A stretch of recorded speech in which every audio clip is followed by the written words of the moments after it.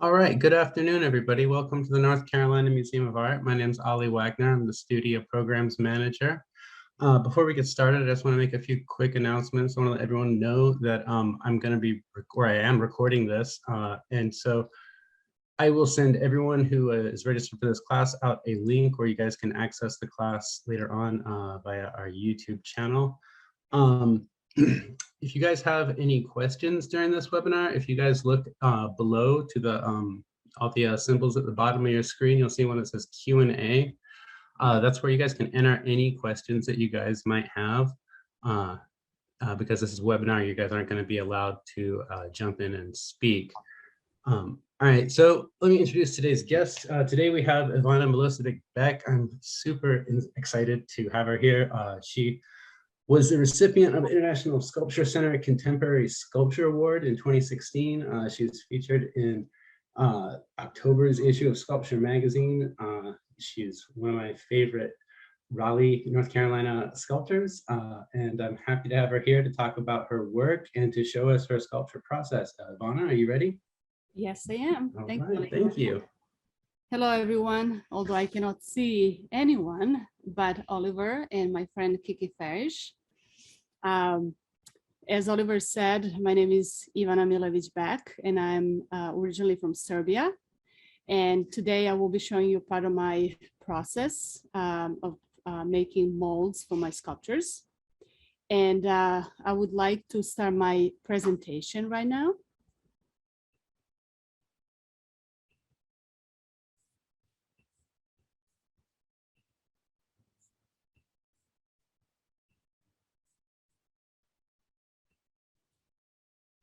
Okay.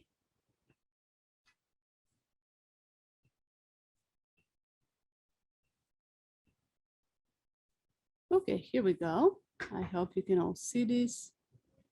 Okay, but before I start, I just want to say thank you to North Carolina Museum of Arts for giving me this opportunity to share my work and my process with all of you today. And thank you, Oliver, for helping me with technical side of this. And also thank to my friend Kiki Farish, who is here today to help me out with part of the process here to make it smooth and easy.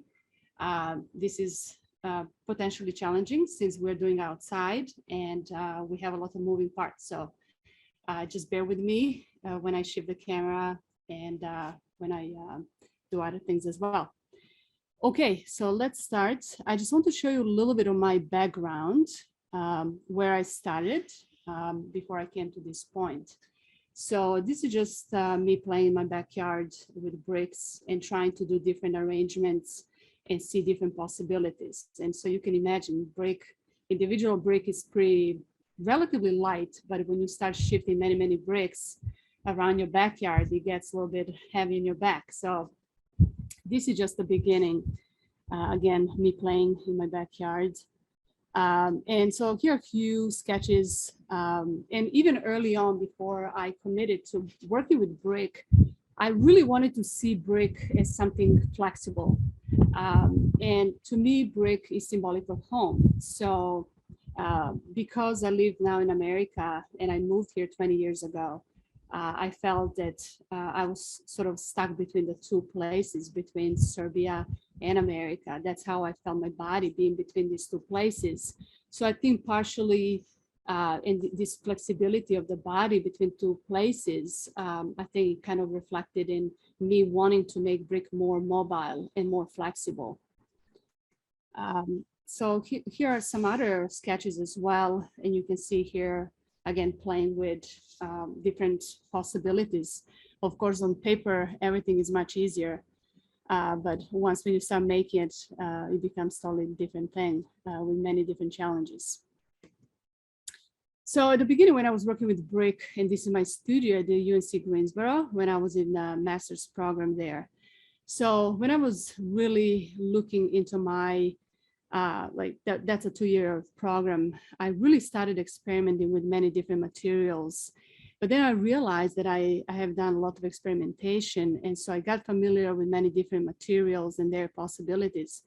But ultimately what came down to, or what I noticed that I'm missing from my practice, was really strong concept.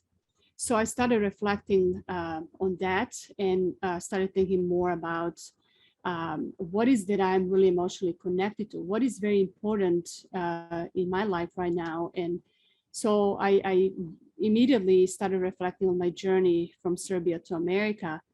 And after deeper contemplation and thinking and recalling different memories in childhood play in Serbia, I started, the building that I live in Serbia also is made of partially of the brick.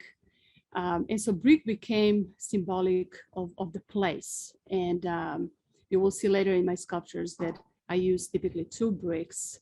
And so one is symbolic of one home, one in Serbia, and the other one the home in America.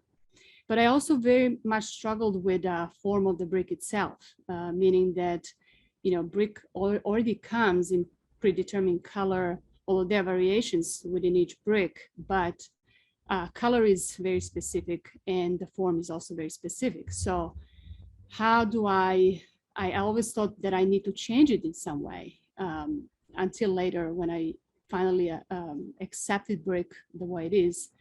But then I also was challenging myself further, trying to see how can I see brick more vulnerable. And this is when I made this sort of human-sized crib. It's pretty crude and it's very simple. As you can see here, it's just a piece of big piece of plywood, and I roughly cut 2 ends to sort of create this end swinging motion to it. And I essentially put up all of these bricks, and what you see on top is the result of me drilling many holes in each brick, which was the first time that I saw brick as vulnerable. This allowed me to see this brick powder, sort of like a blood fusing out of the body, made me see brick differently, in vulnerable form. This is me in my studio in UNC Greensboro, and you can tell it's pretty chaotic, but I appear that I know what I'm doing. And so this is the first, this is where everything started, essentially. If you look at on the left, this is a very first brick, 2 bricks, and I closed up the gap between these 2 bricks and poured the wax inside. And so as I was working with brick powder, I actually decided to add some brick powder to get this sort of flashy color. And then later I realized that it's not only visually that gives this feel of the body to the wax, but also adds this structural stability to the wax. And this is paraffin wax that I'm working with, which is originally in its natural form, it's white crystalline wax. And so from there on, 5 minutes. Thank you. From there on, you can see here on the right, I started expanding this gap between 2 spaces, thinking of me being in one place, and how the more the time passes by, that gap gets obviously longer and it's stretched out. So as I was experimenting more and more with this, like I said, brick became symbolic of 2 different places, and wax became symbolic of the body. So this is the sculpture that actually got into that sculpture magazine that Oliver mentioned. And this is, I would say, one of my sort of like first full successful form. So then from there on, I started playing more with adding the texture. So as I was thinking more about the body, I sort of thought about the surface of the skin, and then of course the pores, goosebumps, and that's reflected here. And so I just continued to experiment and, you know, just notice what different materials can do. And in this case, metal sheeting that I put on the outside to give the form to the pieces, to make the mold. Actually, because they're kind of flimsy and they can move under the heat when I pour the wax inside, it really moves itself and it sort of creates the form on its own. So I can really, even though I'm trying to make specific form, it still becomes something else because of the materials dictate that. And I like that. And this is end of my master's study, and this is the work that was presented in the museum, in the Wetherspoon Museum. Again, I continue to play with the texture and then expand and use glass bricks. Again, a little more play with the bricks connecting together. I went through a little bit in the color, but this is the only colorful piece that I have. I don't know, I'm not really crazy about colorful piece, but because the other ones speak more to me. I experimented also playing in the ground and making the hole in the ground and doing the wax pour inside. So you can see on the outside a little bit of dirt being picked up from when I was doing that process. Another piece, combination of the wax and combining more and more bricks and concrete. Okay, so adding the paper to the mix. And so this is an installation, ongoing installation piece that I wanted to play with using swimming hats and adding the sand. And I can talk a lot about this piece, but I really want to just show you briefly my work, what I was working on. And this is one of the newer pieces. Again, you can see how the wax is sort of, I'm shifting my focus a little more towards the, what can I do with a brick to form it in a different way. And so this is currently what I'm working on, making these modular units to create larger piece. And you can see here just different sampler experimentations, you know, what I can do with this. Oops, sorry. I don't know what happened, but okay. So I just want to show you this.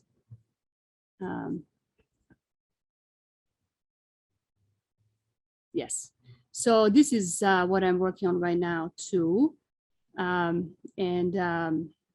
So just having these modular pieces, I'm trying to build something that is column-like, sort of my height. And I think that's it for that. I'm still working on it. And I'm sorry. Okay. And so, yes, that's what I have prepared for my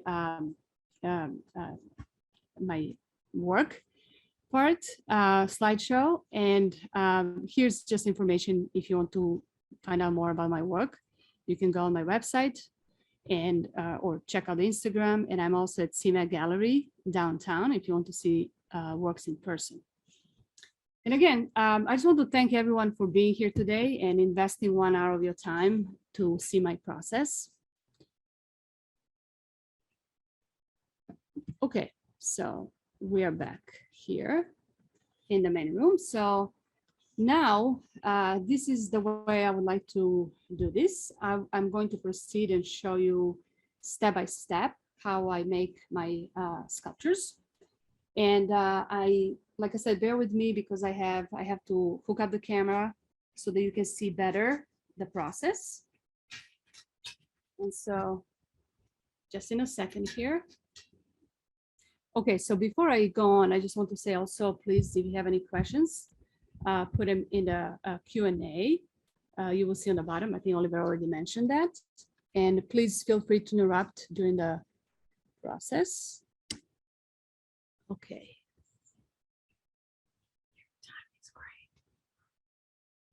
Okay, here we go. Here I am. Hopefully you will be able to see.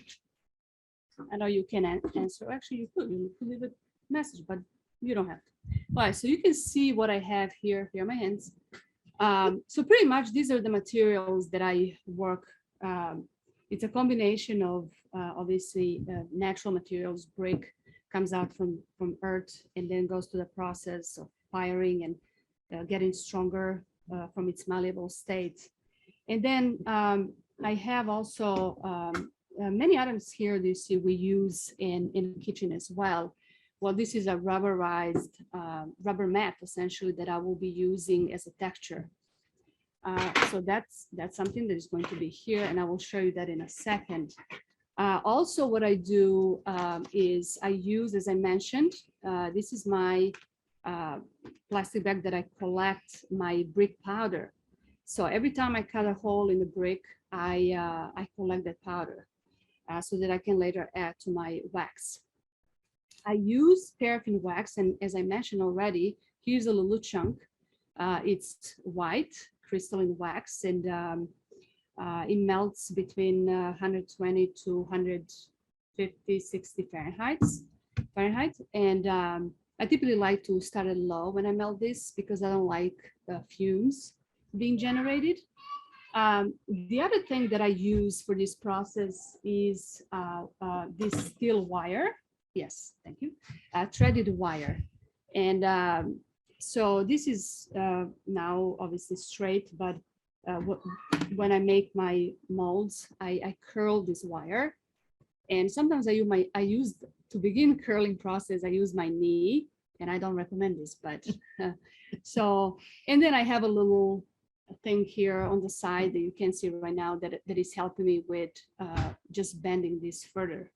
So let me show you the way I do this. Thank you, Kiki. Kiki is helping me here. And before I go actually to show you this process, the first step, I also want to mention that I like to use different textures for different reasons. Obviously, it's helping me to get across what I'm trying to say. But I really, this is a how they call this background. For example, you can use this in a kitchen. This is cut out of, it's a plastic sheet, and it's cut out of a bigger piece.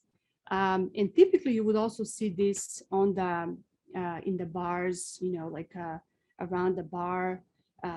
Decorative yes, sheets. yes, decorative sheets, or even in the kitchen. And so I use these little grooves for, as you saw that piece with nice little texture, like goosebump texture. And then you also saw the glass piece with glass bricks. I mean, I used this, which is a kitchen, again, for making cookies. And I particularly decided to use this one because it reminded me of little roofs. I don't know if you can see it, but, and yes, so as you can see, there's some combination of the kitchen items. And there's a funny story also when I went at the beginning, when I was working, I went to get a golf, I think it's a brand name, golf wax. And I went to the store, to Food Line, to get some, and they were selling just in small packaging. And I bought a bunch of these. And at that point, I didn't know what was it used for in the kitchen. But the lady there on the counter asked me, she said, "Are you making a lot of jam?" Obviously, it's using, you know, for the tops, I believe, when you're making jam. So I can remember what I think I told her I'm making a sculpture. And so that was I thought a very funny story. And so let me show you, this is how I begin. So I'm here, and at this point, because I want the specific size for these modules to be, what I've done is I made my I made a previous piece, and then I took the form, I drew with a special pen to get a form here on this plastic sheet, so that I know for every next one, because I want them to line up nicely when I stack them. That's why I did that. So I'm following sort of the same thing here. And so the first thing I do is, like I said, I bend this wire, and then sometimes I have to go many times to make sure that the wire fits properly inside. You don't want to, when I'm making this, I don't want in any way, any kind of pressure. I want this wire to go inside smoothly. I don't want it to be applying any pressure on inside of the brick, because that can damage the brick later. So you can see here that really goes in nicely, smoothly, in and out. So the next step, I typically use anchor adhesive, which I buy at Home Depot. And it's really what it says, anchor adhesive. It's good for this thing, keeps them in. And so I allow this to dry for 20 minutes roughly. And then when I come back, so this is my structural part, form, foundation that is ready to go when the epoxy is glued and done. The next step is to use some kind of, it doesn't have to be always textured. I decided to do texture this time because I'm working on a specific project. But so like I said, this is the rubber. And ultimately, it would have been better if this is a little bit longer, but I want to use this up. So I'm gonna line it up, and I have to have this plastic sheeting around because otherwise all the wax will pour through the holes. So typically what I do, I kind of follow the form that I've drawn underneath. And okay, so let's see, I measure, okay, this is the way I want it to be. And the other thing is when I'm doing this, I want to make sure that this is kind of pushed down so I don't have any gaps. And as you can tell, I don't know if you can tell, but it's a little bit difficult because this rubber part does not go all the way to the end. And so I made it a little bit harder for myself this time. So then I use my clamps, and I have different sizes of clamps here that I use, but I just want to show you roughly how. Oh yeah, okay. Okay, here is another one. So just so you can see. Okay, so this is, thank you. And then of course I would keep going, and I want to make sure that this part that is touching the brick over here is very well hooked with, connected with these clamps. The next step that I do is I would use wax. I would use clay, I'm sorry. And then I would close up over here. I will close up all of these gaps over here. Actually, I am missing one part here, which is, and I can use this for it. So, and this actually happens even when I'm working. I'm so eager, and then I forget something, which is okay. So, what am I doing? I'm doing this totally wrong. Okay, okay. So I went to the totally opposite side. Okay, so this is the way. So obviously I have to have something in here as well.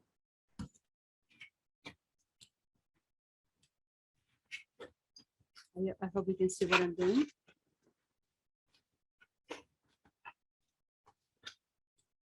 Seems like I'm struggling right now a little bit here, but it will make sense in a second when I show you how actually it's supposed to look. It's partially probably my nerves, and I'm getting all of this wrong.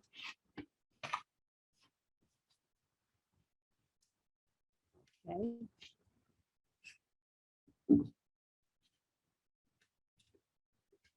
Okay, so typically, so this is, I hope you can all see it. So this is the basic structure, and I would have, of course, another metal sheeting over here as well, so the pieces don't come out, the wax doesn't come out. At this stage, I also, when I'm ready to start adding clay to close up the gaps on the outside, because remember, this is here still there are gaps on outside and inside that I have to close up. And before I start adding the clay, I already have my wax turned on here and ready to go. And so I'm going to move on over here to show you, and Kiki is here to help me out. So you can see the next part of the process is, I'm just gonna turn the camera so I can see what's happening.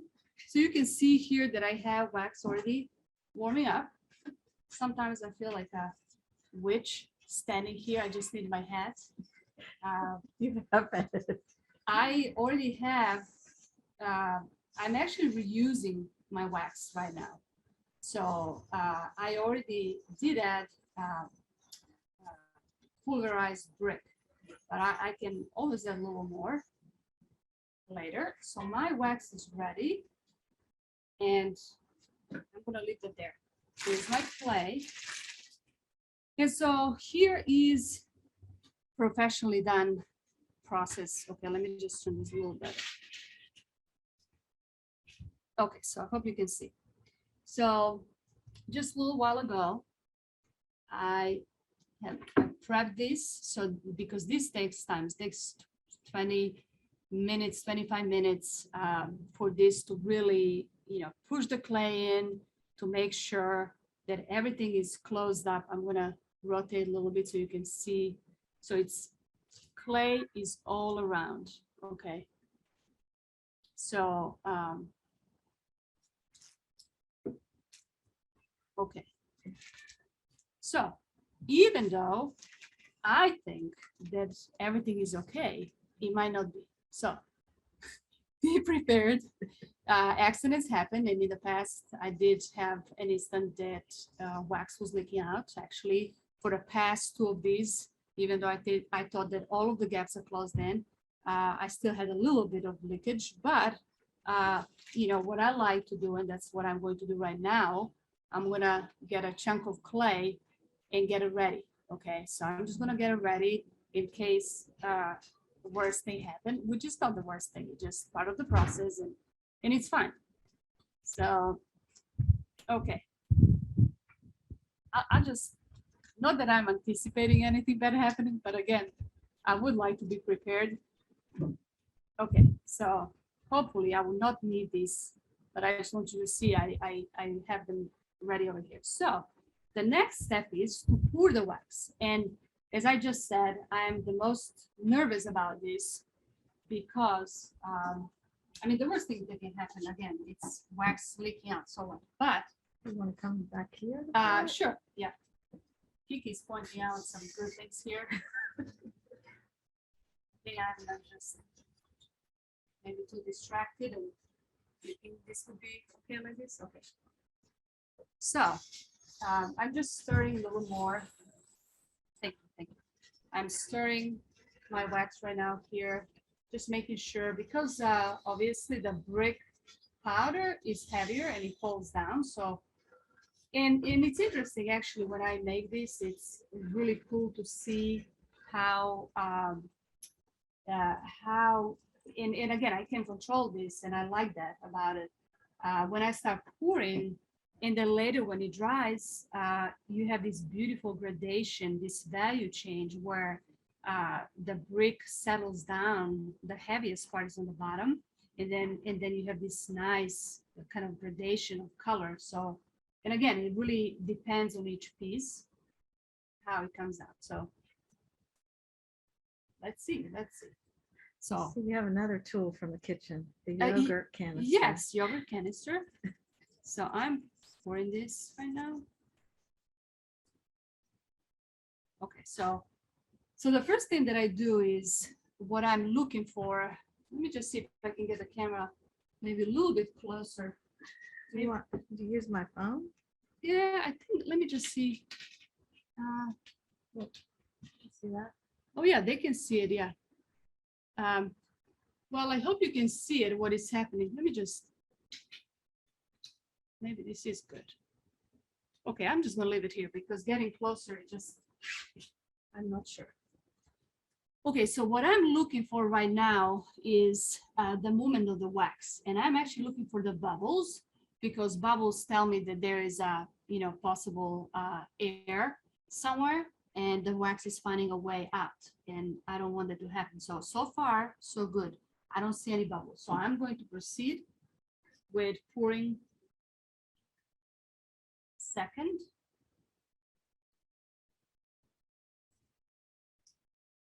I don't like to do it very slowly too. I don't want to just dump it in because I feel like I'm going to disturb some, foundational parts down there. So I'll stop again. And again, so far, so good. Actually, no bubbles. This is just, I don't want to celebrate too early, but sometimes I end up, you can imagine having a huge, I had like 3 or 4 times larger form, and imagine when I fill that in, that's a lot of wax in there, and when it opens up somewhere, you can't stop it. You just start going crazy everywhere. I mean, it start leaking. So it's really panicking moment for me. So these little guys don't really scare me, but still, you know, you go through all of their work and then you fall. Yeah, but again, you know, you go back and remelt the wax. That's the beauty of working with wax. You can remelt it, reuse it, just let it dry and then pick it up from the surface. Okay, so let me see again. And I pretty much learned, you know, to look at these little bubbles and I see how they're moving. And if I can see that they're kind of moving quicker somewhere, that tells me, oh my God, there is a gap somewhere. And wax is finding its way out. So this is kind of like a jail for wax. But it will be free later. Okay. You just need to be patient. Okay. So, and I also want to kind of blow a little bit to make sure to break these little bubbles because I don't want them to say that they weaken the structure. Seems like it's good, and I think I can proceed.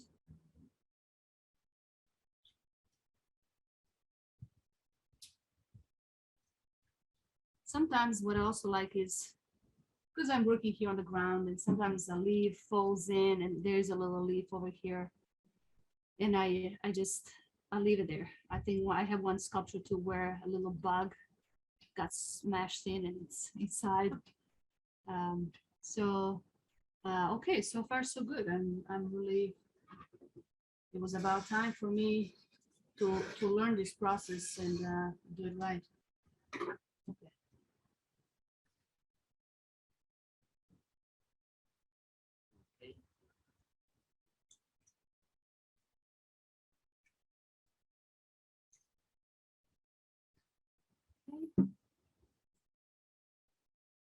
Again. Sometimes, of course, things happen when we go higher. Chances, there are always chances of something happening, but so far I'm looking everywhere. It's good. Okay, I'm gonna pour the rest of the wax that I have here. Oops. Hopefully I will have enough. It looks like. And also, you know, I don't want to have too hot, although that's, I think, good because it really gets strong that way. And I experimented before when it's a little bit, when it's not so hot. Because if it's too hot, then it warms up the metal too much. And then that's what creates interesting form. So just, I think, noticing all of these different things, what materials can do. Okay, so let's see, I'm going to stop for a second.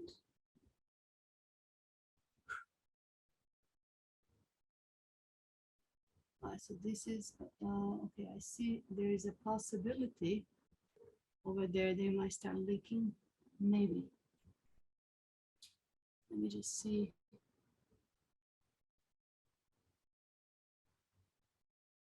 Okay, nothing so far. I think I can just a little bit more.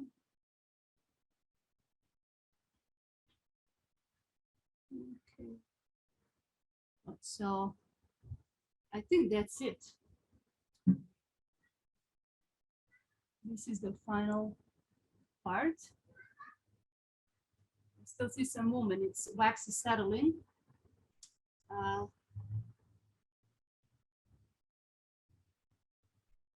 Okay, it looks that everything is okay, and oof, this was the most nervous phase for me. So it looks like everything went perfectly. So that's good. I'm gonna go around. Be careful of the sport. Okay, so I'm moving my camera back here. He's going to help me with this. And let me just see. Thank you. Okay, so the next step in the process is to unreveal the form, which for me, of course, it's always the most exciting part. And Can you all see me? Because I see that I don't see anything right now. Can you see, Kiki?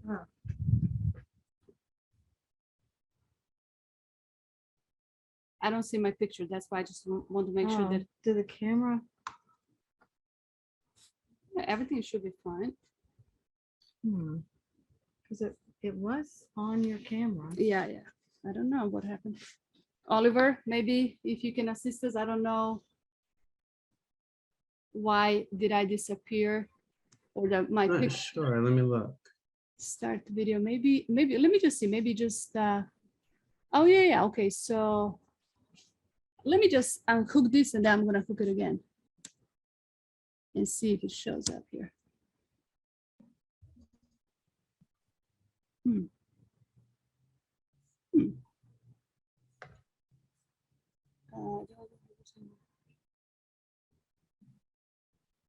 What is this? Click on share my video. Okay, here we go again. Cool. Thank you. Thank you. Okay, so we're back here. Let me just see. Okay, so this is because the process of drying. Hey, Ivana, I'm Yes. sorry to interrupt. It's so slightly blurry. Can you make it slightly more in focus? Okay, let me see if this would do it. And you tell me if you see any difference because I can't. More the other way. Okay. A little bit more. That's better. Great. Good. Yeah, there you go. Yeah. Thank you so much Thank you. for pointing that out. Okay, so again, because of the wax needs to dry. And typically for this size, it takes 4 to 5 hours, but I like to keep it overnight. And so when I come back next day, I open up the form. So this is the piece that I made last night, and I'm going to try, I want to show you how I open this up. So I don't hit the camera.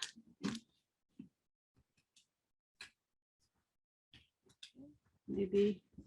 So again, just finding a way of, thank you, Kiki. Kiki is holding the camera. So I don't know if you can see it. Sometimes it goes easier.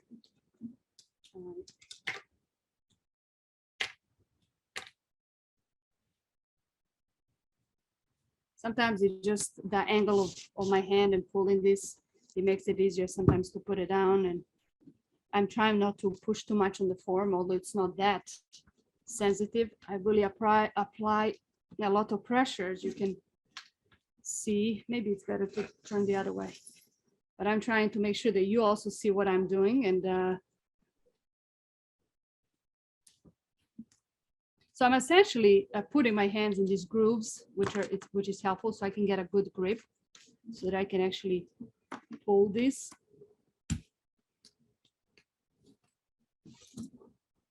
The other day I did also one, and it was kind of hard, but so it might take a little bit of time and effort to do this. So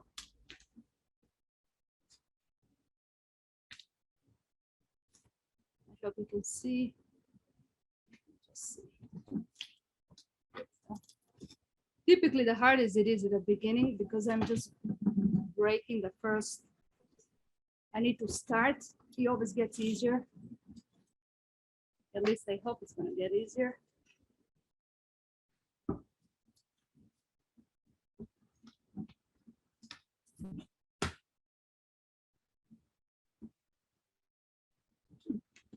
This one is a little bit tougher, but I will show you what I've done so far. You can see here, you can see that I'm opening up the form and it's looking good so far. You know, there are ways of making this a little bit easier, but I feel a little bit impatient, like a little kid. I want to really open this up. And let's see.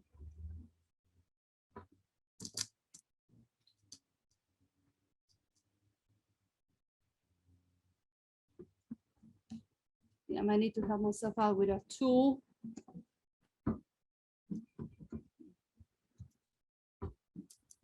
I might just start the other side now, since this one is a little bit tough. A man to come take this. Yeah, I think I'm good. You know, like I said, all of these things take time, and so I might be here for, I don't know, 30 minutes. Like the other day, also when I was pulling the first one out, it took me some time, you know, some effort and some muscle to actually pull this off. And so you can see, because this layer on top needs to be taken first, but I'm a little bit, and I need to do that, but I also don't want to damage. So, and this one is pretty tough.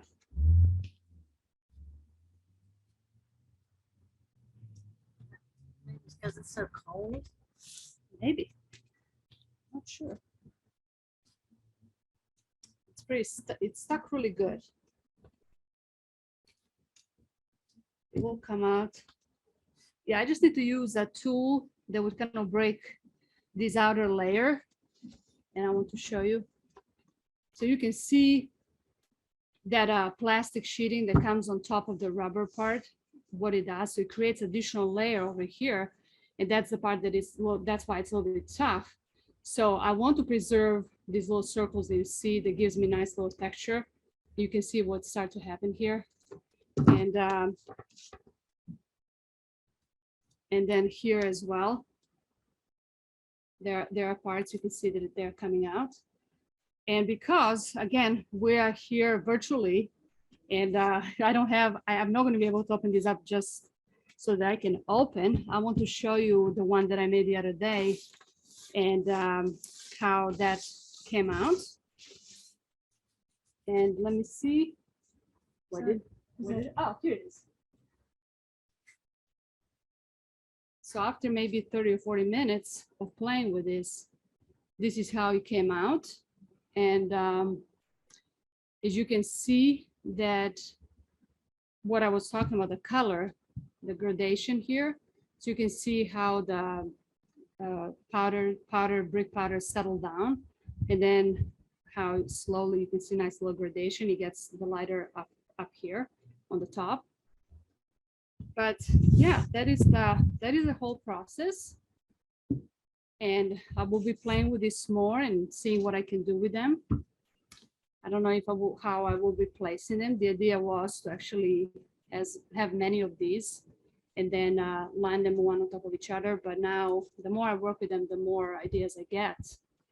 And but that's the whole process. And I'm going to stop this camera so that I can see if anyone have any questions. Let me just see. Actually, I can just unplug.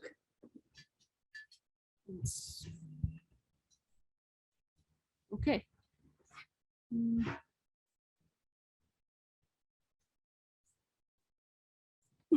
Why don't I can't see myself again.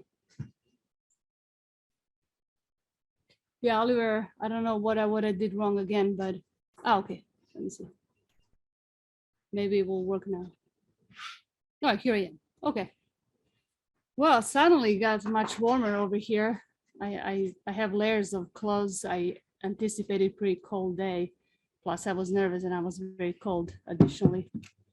But here we are at the end of the process. So I would love to hear if anyone has any questions for me.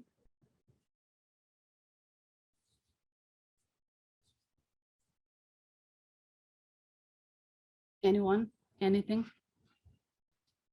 Oh, if you look on the chat as opposed to the Q&A really quick, Okay, there is a question. Okay. Okay, so. So I see. So what is the last one? Yes. My husband was in construction and and did another forms for concrete pours. I think that they greased them so they could get the forms off after the concrete hardened.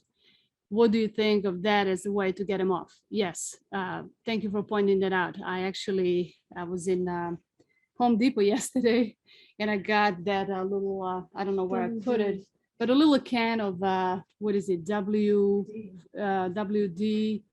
40. And I definitely consider that, unfortunately, consider to, of course, spray on the rubbery part and see if that would help me out to get them. Thank you, Gigi. Yeah, I got these yesterday and I'm going to try for the next time around to see if that helps. Because I did make a larger sculpture before, the same sort of thing with this kind of texture, and I did not have a problem getting it off.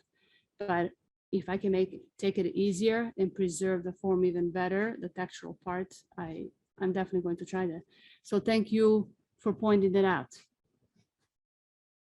Any other questions? What tool are you using to smooth and polish the wax after taking out of the mold?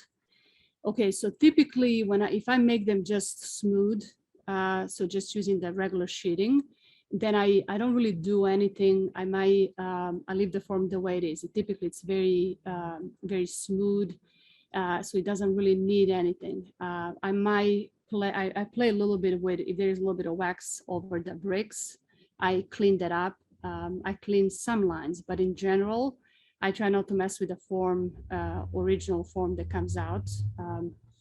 And then, but for the textual parts, for in particular, yes, for this is, I'm actually brainstorming on this too. I think that many stone tools could work, or wood tools can work on this as well. But I also noticed that, you know, when you work with wax, and if I'm using some kind of tool to smooth it out, that is electrical tool, it really kind of chunks up and makes the white of the wax come out. So I'm still thinking, how will I proceed with that? Like I said, many times I don't interfere unless with the original form, unless there's a reason for it. For these parts, looking at them now, they definitely look like they might need some more play and kind of refinement. So that's what I will do something with that. But I might need to individually carve them. With the prior piece, what I did, there was a really large one. I started transforming these into, there's this candy from Serbia. I think they have them here, milk candy maybe. It's a very nice round, and on top it has a nice little kind of carved part. And so I started playing with that.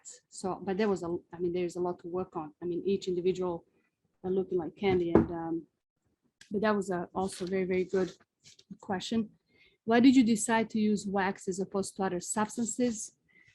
Well, you see, I was already experimenting with wax while I was in my studio and master's program, and it came out of need to show this body, my body, between two spaces. And so what better material to use for that, to show, you know, malleability of the body, and also it worked well with, you know, adding the powder to change the color to look like a flash. So I think that always, you know, whenever I work and when I have a certain idea, it's always, I don't bring the materials first. It's always first I go with idea, and then, okay, what material will be the best to show this movement, to show this specific form that I want to come up with. There's a question above that. Yeah, I think I just answered. Did I? No, above that. Bob, you're making multiples of this form. Can you talk about this meaning conceptually? Okay, well, this is, you know, I think I'm trying to push my process more and kind of expand on what I'm already doing. So again, I think kind of similar idea, what I'm doing with materials, specifically choosing wax and choosing brick. So why am I using multiples? That's what I need to answer, because I have this feeling that I want to build, as I show you already that picture of those multiple units to be my height. I want to create this column-like, sort of like I feel like I need to see reflection of me in these materials in a way.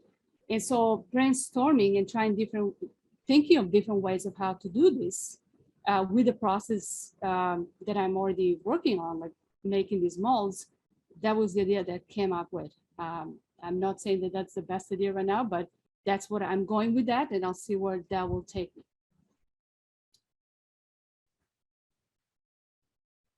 Any other question? Am I missing anything? Okay, your connection to your home country was an original inspiration for your work. How's that original concept inform your work now, or have things kind of taken on a life of their own with the process being a major source of inspiration? Yes. Yeah, so that was my original inspiration, being away from home.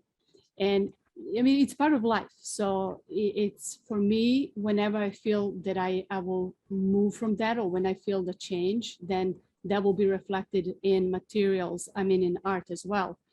I think what you're pointing out here also, you know, is the process inspiration, major source of inspiration.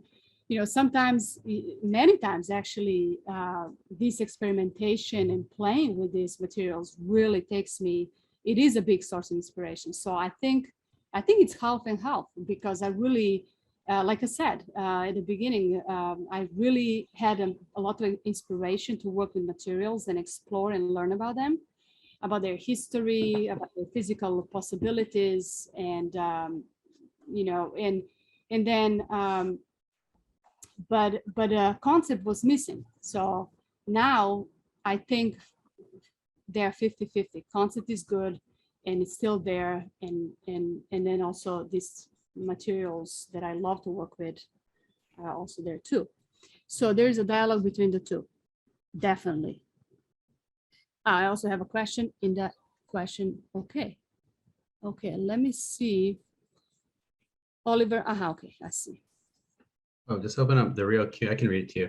So what do you think is next experimentation wise? There are so many possibilities with this and with the building approach in general.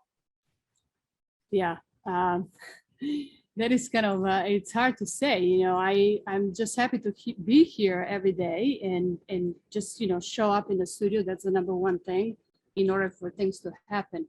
And then, you know, I can pressure myself to work harder. It's an emotional thing as well, and as well as physical. But yeah, I'm currently working on 3 or 4 different pieces here, trying to resolve them. And yeah, there are many possibilities. I mean, and I have, like I said, I mean, I have so many sketches that I want to make. I think the most important thing is that I do have a lot of ideas. I'm very excited to be making, and that's all what is happening right now. And that's what I'm hoping to be happening, you know, to the rest of my life. I asked, don't you explore possibilities with drawing? Yes, Kiki asked if do I explore? Yes.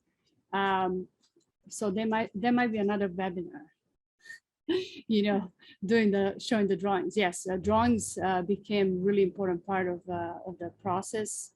You know, making different sketches of ideas, as you saw already. But then at a certain time, when I wasn't able to make so much sculptures, I focused. I was very frustrated, and I focused all of my energy into making drawings. So the drawings expanded and sort of took the stance of their own. And so now drawing is a big part, and it stands on its own as well.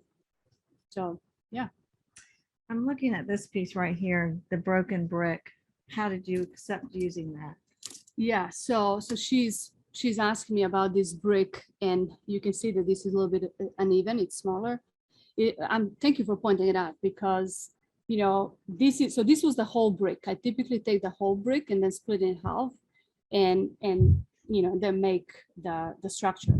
So with this one being half broken, I just thought, you know, why not use the broken brick? And you probably notice at this point that it's all kind of referring to life and as people being, broken, damaged, and but still going strong, and we don't discard. We need to just keep getting stronger even with our problems that we have. So so I kind of have that same, I think, relationship with materials, adding this kind of human relationship in a way.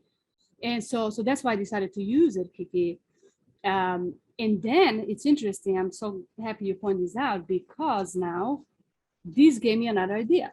And that other idea is, I have some bricks over there. If you can go and just find a round one, it's next to the red bag. Yes.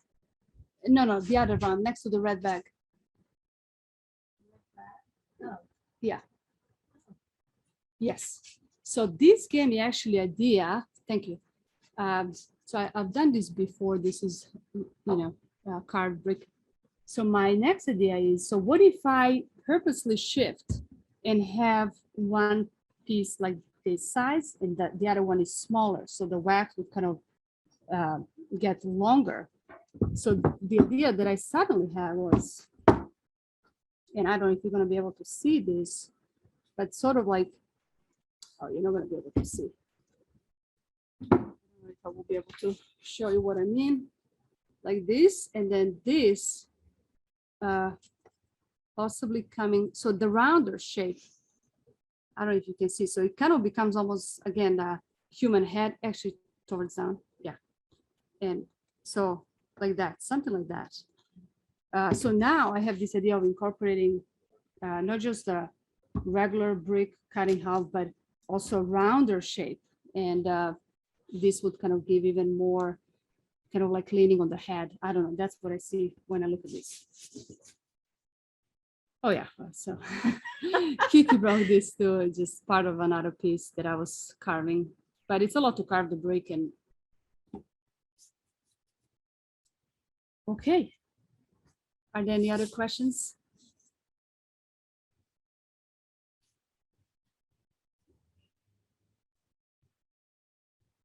I don't see anything. I think that now I'm warmed up and ready to do more of this and talk more, but now we're almost at the end. So that's how typically, that's what happens.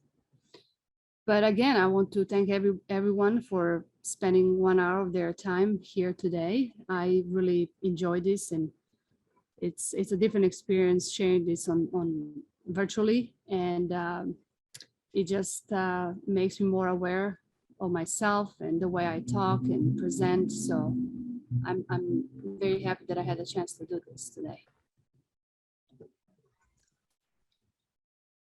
All right, everyone, I guess that concludes today's program. I just want to also thank everybody for coming out. Just to put this out there, we're not going to have any virtual programs next month because of Art in Bloom. So everyone come out to the museum and check that out if you like that sort of thing. But we will resume virtual programming in April with Sarah Rabar. So you guys might want to come out and check that out as well. All right, and thank you, everyone. Thank you so much, Ivana, and thank you, Kiki, also for coming out. And I will talk to everybody hopefully next month, month after. Thank you, everyone, so much.